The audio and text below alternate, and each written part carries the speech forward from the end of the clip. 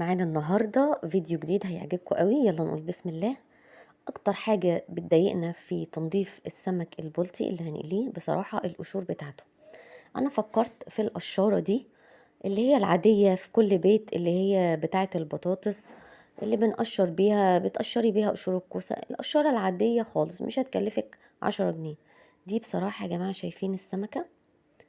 الفكرة ان انت تجردي في اتجاه واحد، يعني تشيل القشر في اتجاه واحد، ما تقعديش طبعا راحة جاية عشان ما ياخدش منك وقت طويل. انت بتركزي من السمكة من تحت زي ما انت شايفاني كده وبتمشي على طول.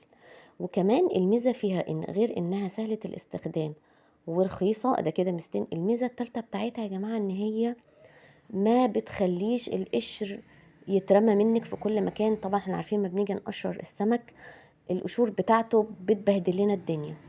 فبجد القشارة دي يا جماعة فكرة عبقرية، وانا قلت كده ايه اشارككم الفكرة بتاعتي الحلوة دي. إيه لعل كده حد يستفيد ويدعي لي دعوة حلوة.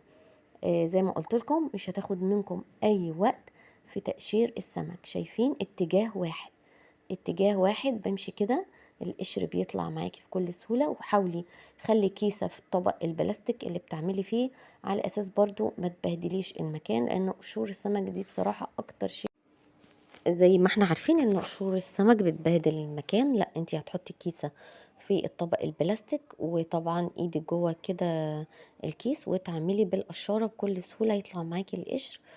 صدقيني هتدعيلي من الفيديو ده. بإذن الله جربوا الطريقة دي وهتعجبكم جدا في التنظيف، وبأداة بسيطة خالص في كل بيت. أتمنى الفكرة تكون عجبتكم، وإن شاء الله تستفادوا منها.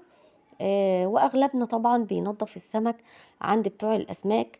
انتي بقى بالقشارة العادية دي انتي هتقشريه في البيت بكل سهولة. ان شاء الله يكون في فكرة جديدة اشارككم بيها. ما تنسوش بقى اذا عجبكم الفيديو اللايك والشير وسبسكرايب، لان ده يا جماعة بيدعمني وبيخليني استمر في تنزيل فيديوهات. طبعا كل ما التفاعل شغال بإذن الله انزل فيديوهات. آه، زي ما قلت لكم اتجاه واحد زي ما انت شايفة القشر بينزل معاكي بكل سهولة.